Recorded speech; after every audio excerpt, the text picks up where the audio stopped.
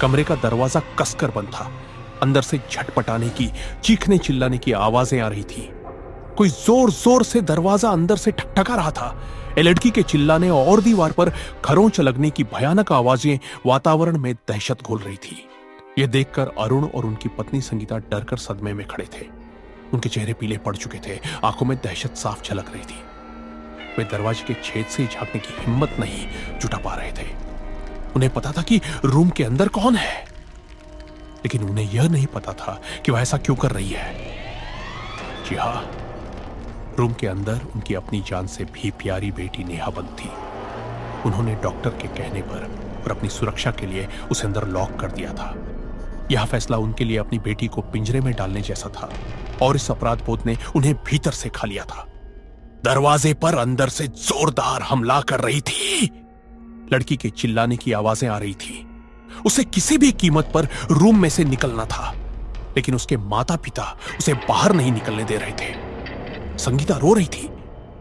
संगीता लिखते हुए बोली धीमी आवाज में, यह क्या हो गया मेरी बच्ची को? किसकी नजर लग गई मेरी लाडली पर? भगवान, मुझसे क्या भूल हो गई थी? क्यों नहीं उठा लिया तूने मुझे पहले ही? क्या मैंने कोई पाप किया था? रो मत संगीता, रोने से कुछ नहीं होगा। हमें हिम्मत रखनी होगी, हमें मजबूत रहना होगा। हम इस समस्या का कोई ना कोई हल निकाल लेंगे। मैंने डॉक्टर को फिर से कॉल किया है, वे रास्ते में होंगे। किस डॉक्टर की बात कर रहे हैं आप? उन्हें तो यह भी नहीं पता कि ये बीमारी है या कुछ और। क्या कोई इंसान ऐसे रेंगता है, ऐसे कच्चा मांस खाता है? मैंने कल उसे देखा था अरुण, उसकी आंखें नीली नहीं थी, वो आग थी। यह हमारी नेहा नहीं है अरुण, कोई शैतान है इसके अंदर। मैं अपनी बेटी को पहचानती हूँ। शांत हो जाओ, हमें वैज्ञानिक तरीके से सोचना होगा। हो सकता है यह कोई दुर्लभ मानसिक बीमारी हो, कोई ट्रॉमा हो। हम हार नहीं मान सकते। रूम में से आने वाली आवाजें अब बढ़ गई थी, जैसे कोई शैतान पिंजरे में कैद हो। दरवाजे की लड़की के रेशे टूटने लगे थे, जैसे कोई दरिंदा गुस्से से आगा बुला होकर अपनी राक्षसी चीखें निकाल रहा हो। अरुण और संगीता अब बस देख सकते थे। चीजें उनके हाथों से फिसल गई थी। यह परिस्थिति उनके काबू में नहीं थी। उनके चेहरे पर असहायता का भाव था। तभी अचानक दरवाजा टूटने की तेज आवाज आती है। लाड़की का एक मोटा टुकड़ा जमीन पर गिरता है और धूल का गुबार उठता है। रूम में कैद उनकी बेटी नेहा अब अपना चेहरा दरवाजे के कोने पे लगाकर बस उन्हें ही देख रही थी। उसके चेहरे पर एक खांसी थी, बड़ी ही डरावनी, बड़ी ही विकृत, होंठों के कोने तक खिंची हुई। आंखों में गहरा नीलापन आया था, मुंह में सैला टपक रही थी। उसका रंग हल्का पीला पड़ चुका था। उसकी सांसें तेज थीं, जैसे वह भाग कर आई हो। अब वो टूटे हुए दरवाजे से रूम के बाहर। भगवान, इसे रोक, इसे रोक। हम क्या करें? अरुण की पीठ से चिपकी हुई उसकी शर्ट को मुट्ठी में भींचकर सांसें उखड़ती हुई। ये मेरी बच्ची नहीं है, ये मेरे बच्चे का खाली खोल है। नेहा, वह तो अब एक पुराना खिलौना है। मैं उसकी प्यास हूँ। मैं वह आग हूँ जो चिता पर अधूरी रह गई। मुझे आजादी चाहिए। आज नेहा को ऑफिस से निकलने में लेट हुआ था। रात की 11 की शिफ्ट खत्म करके नेहा अकेले ही सुनसान रास्ते से पैदल जा रही थी। कंपनी में रिसेशन चल रहा था और इसीलिए कंपनी कैब फैसिलिटी नहीं थी। यह वह दौर था जब हर कोई अपनी नौकरी बचाने में लगा था, इसलिए शिकायत करने का कोई मतलब नहीं था। रास्ते से कोई रिक्शा या अन्य कोई भी वाहन दिखाई नहीं दे रहा था। ओला उबर करके देखूं, ऐसा सोचकर उसने मोबाइल देखा तो मोबाइल में नेटवर्क ही नहीं था। एक गहरी निराशा ने उसे घेर लिया। वह खुद को पूरी तरह से कटी हुई महसूस कर रही थी। वह बेचारी रात में अकेले ही पैदल घर जा रही थी। घर 3 किलोमीटर दूर था और रास्ते में एक श्मशान भी आता था। हर रोज वो रिक्शा या बस से आती थी तो उसे कभी उस श्मशान का डर नहीं लगा। श्मशान की ऊंची दीवारें हमेशा एक डरावनी पृष्ठभूमि बनाती थी, पर आज पहली बार वह अकेली थी। लेकिन आज क्या पता क्यों, लेकिन उस श्मशान का ख्याल मन में आते ही उसे डर लगने लगा।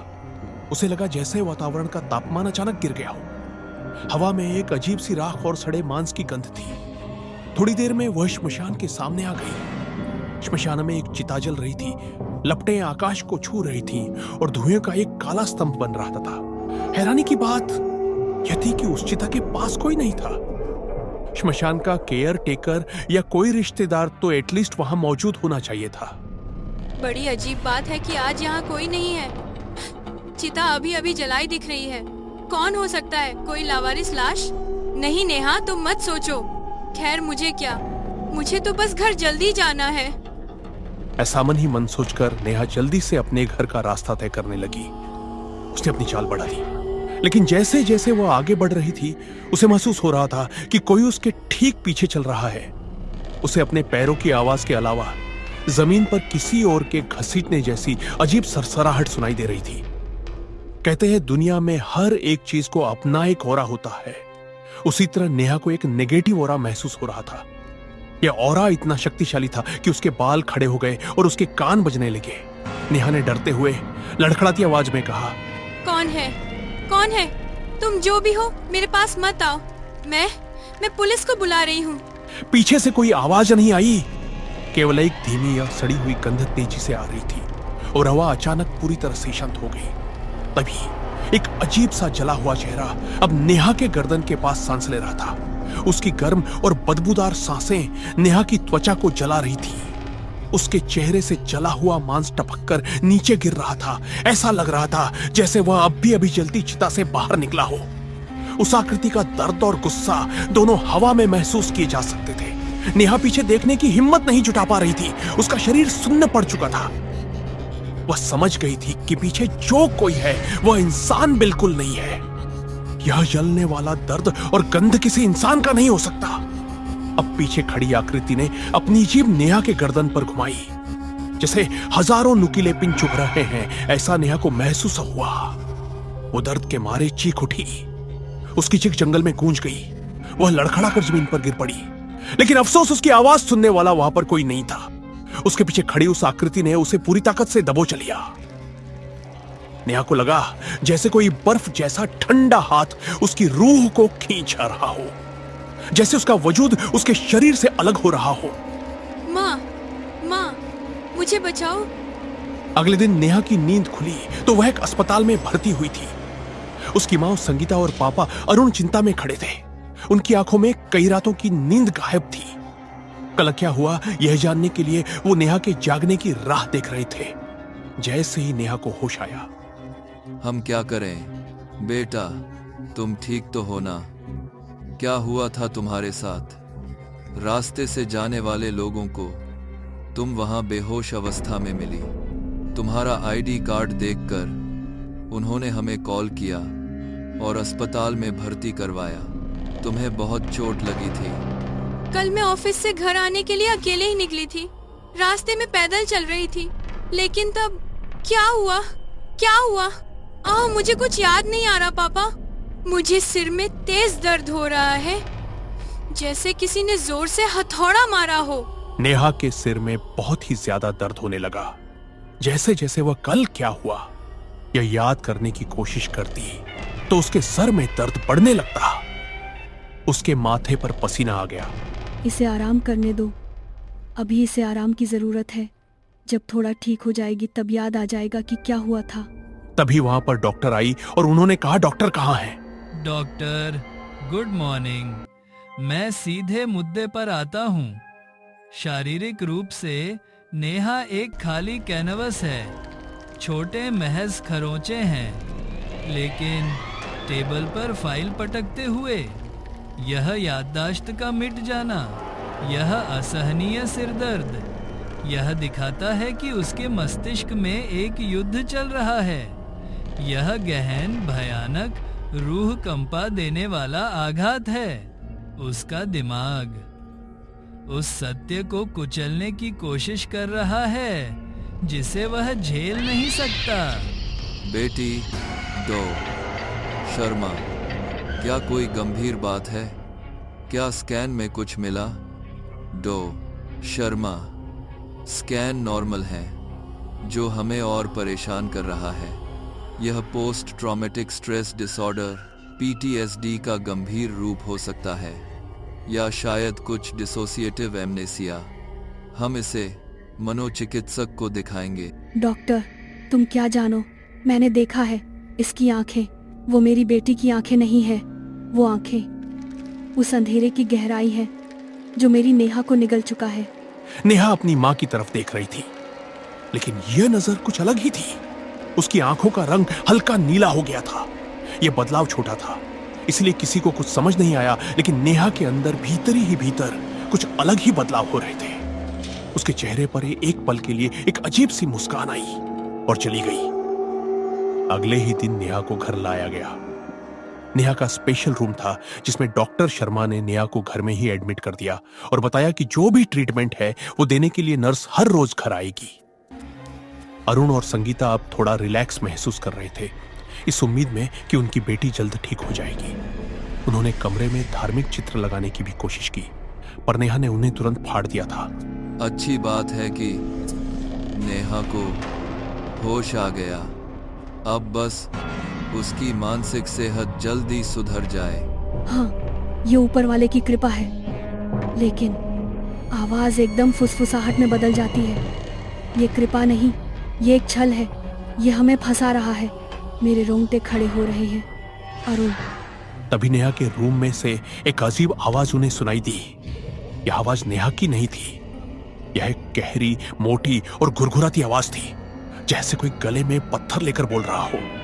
दोनों भागते हुए नेहा के रूम में पहुंचे तो देखा कि नेहा बेड पर नहीं है। दोनों हड़बड़ा गए, क्योंकि अगला दृश्य देखकर दोनों की रूह कांप उठी। नेहा बेड के नीचे लेटी थी और उन दोनों की तरफ देख रही थी। उसकी आंखें अब पूरी तरह नीली हो गई थी। नीले रंग में एक विदेशी चमक थी। अरुण कुछ बोलते इसके पहले ही नेहा ने अपने हाथ और पैरों से अपना जिस्म उठाया और उलटे ही चलते हुए उनकी तरफ आने लगी। उसकी रफ्तार बेहद तेज थी, मानो कोई मकड़ी तेज गति से रेंगती हुई चला रही हो। गुरुत्वाकर्षण का उस पर कोई असर नहीं था। अरुण और संगीता डर गए थे। ऐसा दृश्य अब तक उन्होंने बस फिल्मों में ही देखा था। नेहा बेटा, क्या हो रहा है तुम्हें? उठो, सीधे खड़े हो जाओ। नेहा बेटा, सीधे खड़े हो जाओ। लेकिन नेहा को कहां सुनाई दे रहा था। उसकी आंखों से कोई अलग ही व्यक्तित्व दिखाई दे रहा था। संगीता तो चीख मारकर बेहोशी हो गई और जमीन पर गिर गई। नेहा धीरे धीरे कमरे के बाहर उलटे चलते हुए गई और सीढ़ियों से उतरकर फ्रिज की ओर बढ़ी।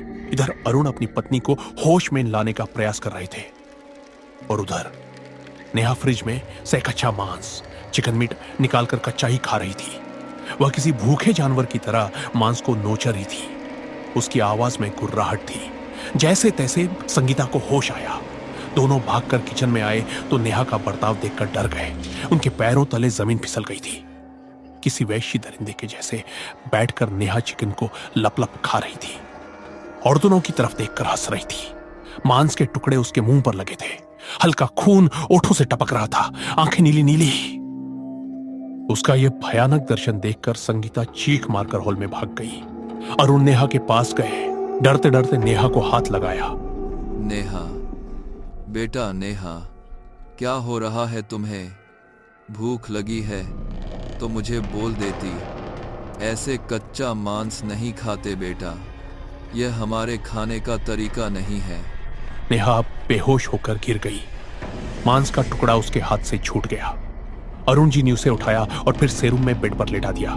तुरंत ही उन्होंने डॉ शर्मा को बुलाया। हमें इसे तत्काल किसी उच्च सुरक्षा संस्थान में बंद करना होगा। यह सिजोफ्रेनिया नहीं, यह सिजोफ्रेनिया की शैतानी परछाई है। एक अत्यंत दुर्लभ, हिंसक और विनाशकारी रूप।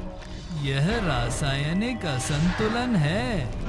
उसके दिमाग में न्यूरोट्रांसमीटर्स का जहर फैल गया है। यह कोई आत्मा नहीं, यह विज्ञान का सबसे बुरा सपना है। कुर्सी से उछलकर गुस्से से हाँफते हुए चुप रहिए। डॉक्टर, आप क्या बकवास कर रहे हैं? केमिकल, रासायनिक असंतुलन। क्या आपका केमिकल लोचा इंसान को कच्चा मांस खाने पर मजबूर कर सकता है? क्या यह उसे छत पर उल्टे दौड़ने पर मजबूर कर सकता है? क्या सिजोफ्रेनिया मेरी बेटी की आंखों का रंग बदल सकता है? यह आपकी किताबों से बाहर की चीज है डॉक्टर। यह सिजोफ्रेनिया नहीं, यह शैतान है। सुना आपने उस मूर्ख डॉक्टर की बकवास? ये दिमागी बीमारी नहीं है, ये नरक की लपटें हैं। विज्ञान यहाँ काम नहीं करेगा। मैंने तय कर लिया है, आज रात ठीक 12 बजे पंडित जी आएंगे और इस शैतानी चीज को इसकी औकात दिखाएंगे। अब और एक पल की देरी, मौत है। अगले दिन सुबह पंडित जी आए। उन्होंने घर में प्रवेश करते ही रुक कर गहरी सांस ली। यह घर नहीं, यह अब एक अपवित्र कसाई खाना है। यहाँ वास नहीं, वासना है। एक सहस्रों वर्ष पुरानी, घृणित और महाभयंकर प्रेत आत्मा ने इसे अपनी अंतिम शरण स्थली बना लिया है। पंडित जी ने नेहा के कमरे में जाकर एक विशेष पूजा शुरू की। नेहा शांत पड़ी थी, लेकिन उसकी नीली आंखें पंडित जी को घूर रही थीं। इस निर्दोष शरीर का परित्याग कर अभी, इसी क्षण, वरना मैं तुझे राख कर दूंगा। तू मुझे आजाद नहीं कर सकता पुजारी। मैं जल कर राख हो गया था, पर मेरी वासना और मेरी भूख बाकी है। यह लड़की मेरा नया घर है। पंडित जी ने मंत्र पढ़ते हुए नेहा के माथे पर हाथ रखा। नेहा ने जोर से चीख मारी और पंडित जी को दूर फेंक दिया। हे भगवान, ये कोई तुच्छ भूत नहीं, ये स्वयं अघोर का बीज है। एक विनाशकारी रक्त पिपासु सत्ता। इसे केवल शक्ति नहीं, महाशक्ति रोकेगी। अरुण की ओर मुड़कर मुझे तैयारी के लिए पूरा 1 दिन चाहिए। मैं काल भैरव की शक्ति लेकर आऊंगा। परसों भोर से पहले ही इसका अंत होगा। मध्य रात्रि का समय था और ऐसे भयानक वातावरण में नेहा के 100 रूम से कुछ आवाज आ रही थी, जैसे कोई अजीब ढंग से हंस रहा हो। साथ ही एक लय में थक ठक की आवाज उन्हें सुनाई दे रही थी। अरुण ने दरवाजा बाहर से लॉक किया था।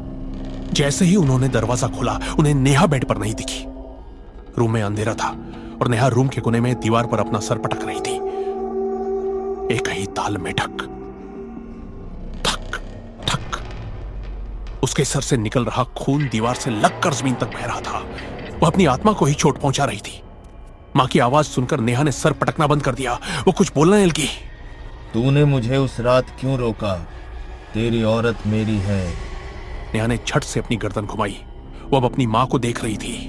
अपनी जीभ ओठों पर घुमा रही थी। उसकी नीली आंखों से हवस और भयानक भूख की झलक साफ साफ दिखाई दे रही थी। अरुण और संगीता आगे कुछ सोच पाते उससे पहले ही नेहा ने दीवार पर अपने दोनों हाथ सटाए और किसी छिपकली जैसे रेंग कर वो चलने लगी। दृश्य काफी डरावना था। दीवार पर रेंगती हुई अपनी बेटी को देखकर अब अरुण भी समझ गए थे कि यह कोई शैतानी है।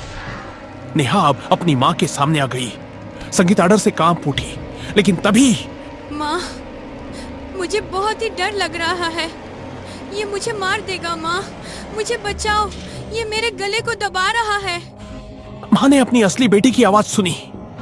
सारी दहशत भूलकर संगीता ने नेहा को गले लगा लिया। कुछ नहीं होगा बच्ची, हम हैं ना तुम्हारे साथ।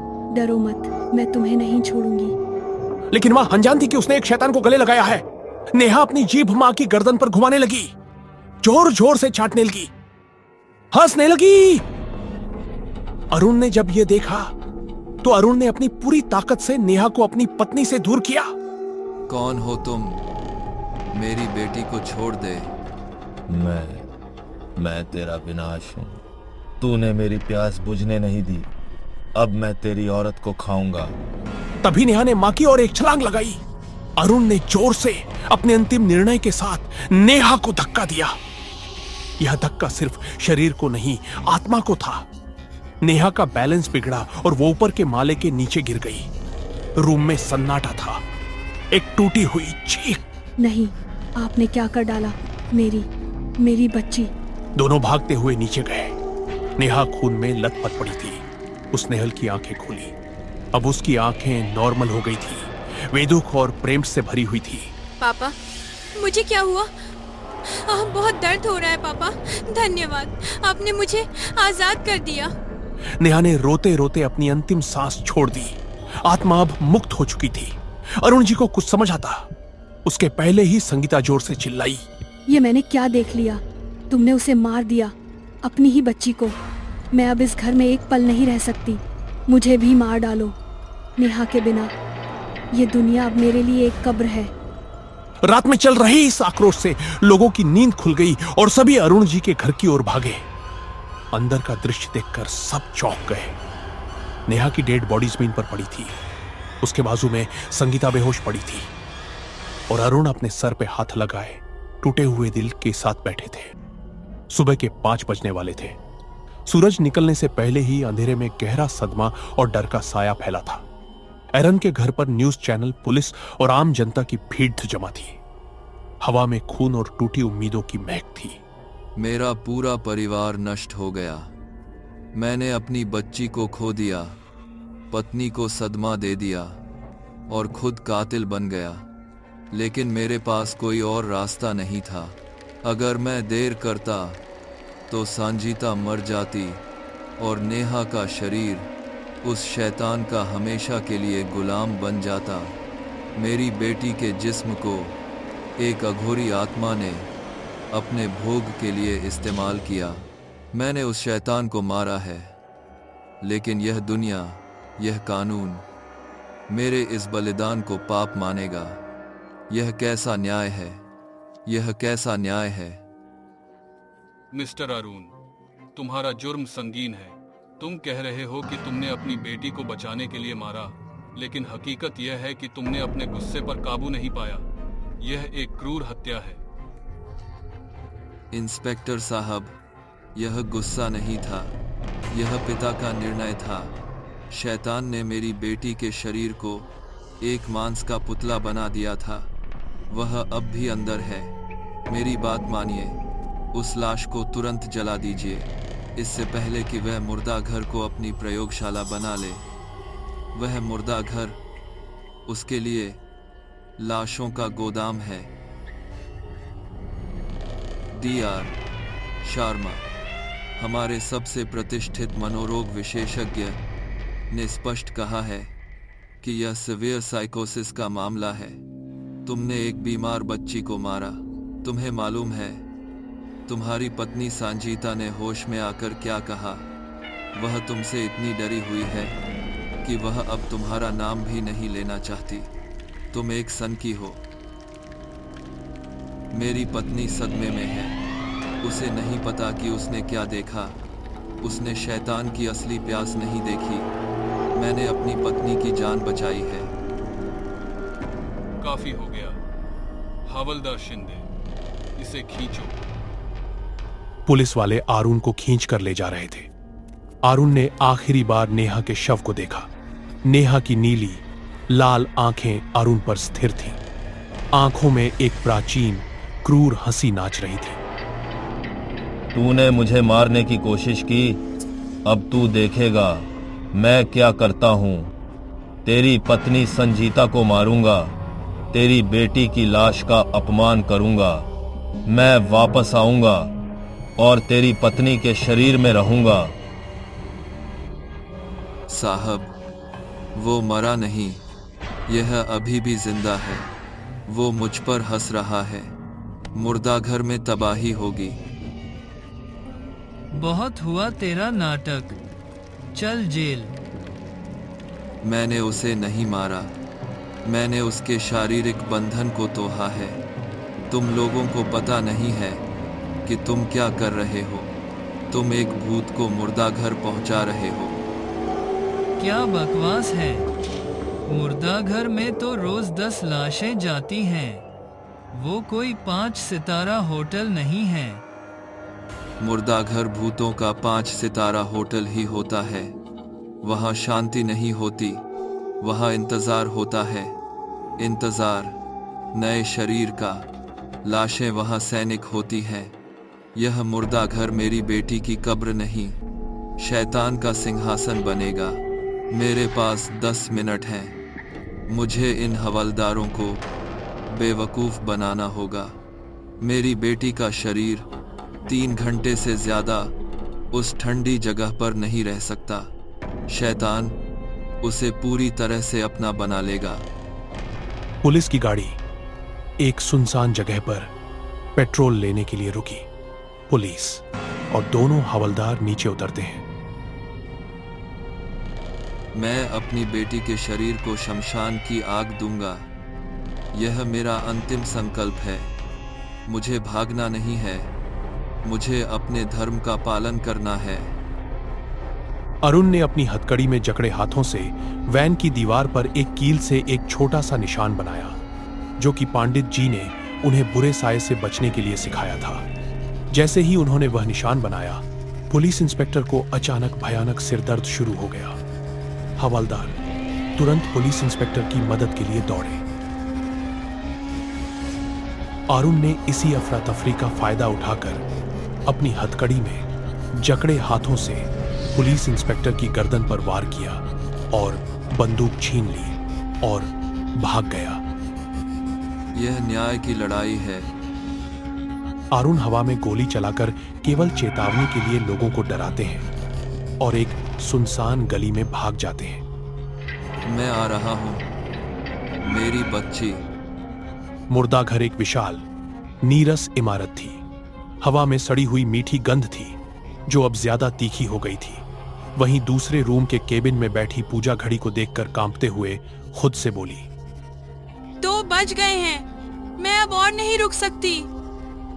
तभी एक फ्रीजर से छट से आवाज आई, जैसे अंदर से कोई शीशा तोड़ रहा हो। ऐसी डरावनी आवाज सुनकर पूजा बहुत डर गई और उसने टॉर्च लिया और वह उसे रूम के अंदर गई और उसने टोन जलाकर देखा। ये क्या था? नहीं, ये शायद मेरा वहम था। यह सोचकर पूजा फिर अपने केबिन में जाकर बैठ जाती है। तभी एक और जोर की चट से आवाज आई, जैसे कोई अंदर चिल्ला रहा हो। तभी अचानक मुर्दा घर में जोर से सायरन बजा। पूजा फिर से अंदर गई और उसने नई बॉडी के पास देखा कि आवाज आ रही है। 4-4 वह उसे नए बॉडी के पास गई और उसका चादर हटाए और उसने उसका चेहरा देखा तो वह बहुत डर गई और बोली, ये तो वही लाश है नेहा। हे भगवान, इसकी आंखें, ये लड़की कितनी सुंदर थी और अब इसकी आंखें इतनी खुली क्यों हैं? कोई नहीं, तुम शांत रहो, मैं तुम्हें यहाँ से निकाल दूंगी। बस तुम्हें शांत रहना होगा, तुम शांत रहो। ये बोल पूजा बॉडी को एक खाली फ्रीजर में रख देती है। तभी दरवाजा दोबारा खुलने की आवाज आई और पूजा के चेहरे की हवाइयां गुल हो गई, जैसे उसे कोई बुला रहा हो। वह डर के मारे बोली, कौन है वहाँ? कोई है क्या? कोई जवाब नहीं आया। सिर्फ ठंड की एक लहर उसके केबिन तक पहुंची। वह डरते हुए फ्रीजर के सेक्शन तक गई। उसने देखा कि एक कंपार्टमेंट का दरवाजा खुला हुआ है। नेहा की डेड बॉडी गायब थी। मैं सच में पागल हो गई हूँ, मैं अब और नहीं झेल सकती।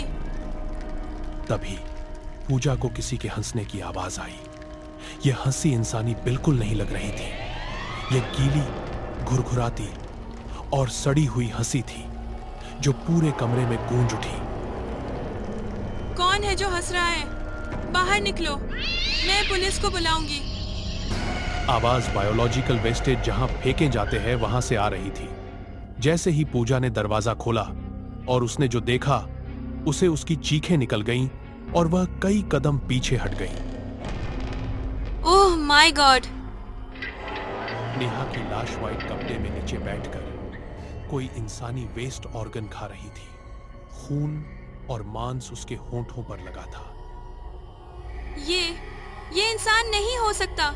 इसकी आंखें मेरी तरफ क्यों देख रही हैं? ये मुझ में क्या देख रही हैं? तभी उस लाड़की ने पूजा की तरफ देखा। उसकी लाल आंखें जैसे आंखों में खून की नदियां बह रही हों और मुंह से टपकती खून की लार ऐसा प्रतीत हो रहा था जैसे वह कोई राक्षसी हो। आओ पूजा, तुम भी खाओ। यह मांस बहुत स्वादिष्ट है। यह सब मेरा है। तेरी आत्मा बहुत ताजा है। मैं इसे अभी खाऊंगा। नहीं, मुझे जाने दो। पूजा डर के मारे खुद को संभलकर वो केबिन की ओर भागी। जैसे ही वह अपने केबिन में पहुंची, तो उसे सामने अपने ऑफिस चेयर पर वही डेड बॉडी बैठी हुई दिखी। तू कहाँ जाएगी? यह मेरा घर है। तू मेरी अगली भूख है। तेरी खाल उधेड़ दूंगा। हे भगवान, आज मैं नहीं बच सकती। तभी दूर से शीशा टूटने की आवाज आई। अरुण ने पीछे की खिड़की का शीशा तोड़कर मुर्दा घर में प्रवेश किया। उनके शरीर पर खरोंचें थीं, पर उनकी आंखों में एक पिता का संकल्प जल रहा था। शैतान, बाहर आ। मेरा खेल अभी खत्म नहीं हुआ है। तूने मेरी बेटी को मारा। मैं तुम्हें जिंदा नहीं छोड़ूंगा।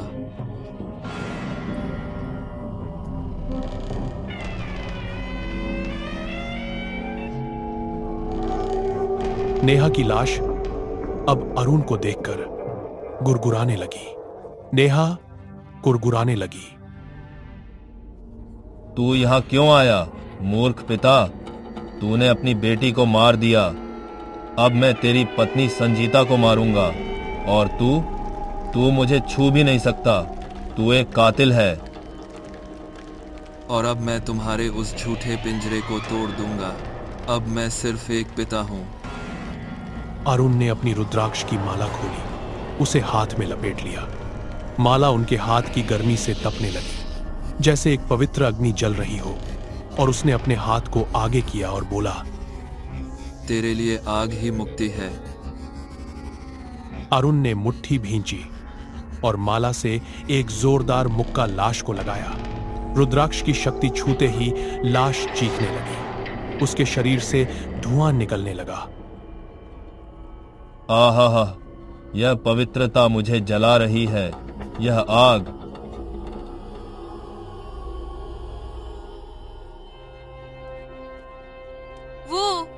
वो कोने में है। जल्दी करो। अरुण ने तुरंत नेहा के शव को पकड़ा।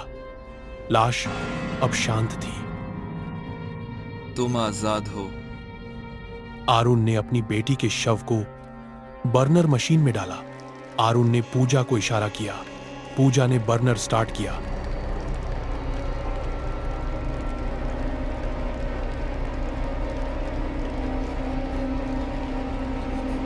आग की लपटें उठी। नेहा का शरीर जलने लगा और तभी लपटों के बीच से एक भयानक चीख 3 अलग अलग आवाजों में गूंज उठी।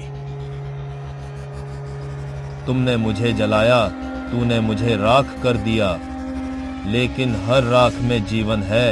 मैं तुम्हें दिखाऊंगा। अरुण, तेरी हर जीत हार है। यह मेरा घर है।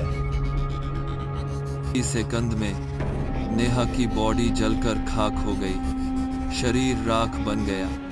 आत्मा अब मुक्त हो गई और अरुण हाथ जोड़ हुए रोते हुए कहा, मैंने तुम्हें बचा लिया मेरी बच्ची। तुम किसी को सच मत बताना, वे तुम्हें पागल समझेंगे।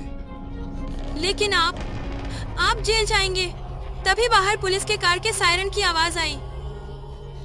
एक पिता का धर्म निभा दिया। बेटी, अब कानून का धर्म भी निभाना होगा। चलता हूँ। अपना ख्याल रखना। Cake M. अरुण ने बाहर आकर खुद ही सरेंडर कर दिया। पूजा अकेली केबिन में खड़ी थी। उसने जल्दी से फोन उठाकर डॉक्टर शर्मा को कॉल करने की कोशिश की। फोन पर रिंग की आवाज सुनाई दे रही थी कि तभी एक अजीबोगरीब आवाज आई। यह आवाज 3 अलग अलग दिशाओं से आई। 3 फ्रीजर के दरवाजे एक साथ खुलने की आवाज आई। वह झूठ नहीं बोल रहा था।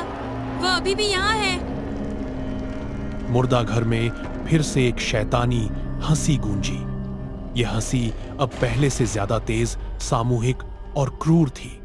पूजा ने डरते हुए फ्रीजर की ओर टॉर्च घुमाई। पहला कंपार्टमेंट, एक बुजुर्ग आदमी का शरीर जिसकी आंखें नीली हो गईं। उसके सूखे होंठ एक धीमी भयानक मुस्कान में फैल गए। उसकी कमर टूटी हुई थी, लेकिन वह घिसटते हुए बाहर आया। पूजा, तुम यहाँ क्यों हो? यह जगह इंसानों के लिए नहीं है। तुम स्वादिष्ट हो। दूसरा कंपार्टमेंट, एक युवा महिला का शरीर जिसकी आंखें नीली हो गईं। वह आवाज कर रही थी जैसे कोई गहरी नींद से जबरदस्ती जगाया गया हो।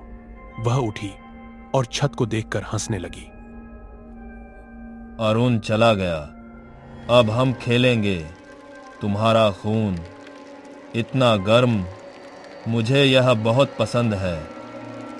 तीसरा कंपार्टमेंट, एक बच्चा का छोटा सा शरीर जिसकी आंखें नीली हो गईं। उसके छोटे से शरीर में शैतान की हंसी गूंज उठी।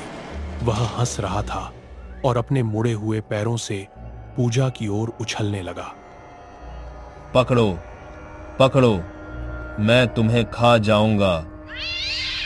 नहीं, प्लीज मुझे अकेला छोड़ दो, मैं तुम्हें कुछ नहीं दूंगी। आत्मा के पास बॉडीज का भंडार पटा था। वह 3 लाशें अब पूजा की ओर धीरे धीरे लेकिन निर्दयी इरादे से बढ़ने लगीं और कुछ ही देर में एक भयानक चिक सुनाई दी। अगला शिकार कौन होगा? बुराई को कभी भी एक बार की जीत से नहीं मापना चाहिए। यह एक बीज की तरह होती है जो एक शरीर से निकलकर दूसरे में आसानी से घर बना लेती है, खासकर उन जगहों पर जहां आत्माएं भटकती हैं। हमें हमेशा याद रखना चाहिए कि एक आत्मा को बचाने के लिए किए गए बलिदान का कोई मोल नहीं होता, भले ही दुनिया उसे हथियारा माने। कार्य माना हथियारा माने। सबसे बड़ी बहादुरी वह नहीं है जो हम भीड़ में दिखाते हैं, बल्कि वह है जो हम अंधेरे में अकेले अपने अंतर्मन के सबसे मुश्किल चुनाव के दौरान दिखाते हैं। क्या हुआ होगा आगे? क्या पूजा उन 3 शैतानी शरीरों से बच पाएगी? क्या उसे कोई मदद मिलेगी या वह मुर्दा घर का नया शिकार बनेगी? क्या जेल में अरुण को अपनी पत्नी संजीता से मिलने का मौका मिलेगा? और क्या संजीता, जब उसे सच पता चलेगा तो क्या वह अरुण को माफ कर पाएगी?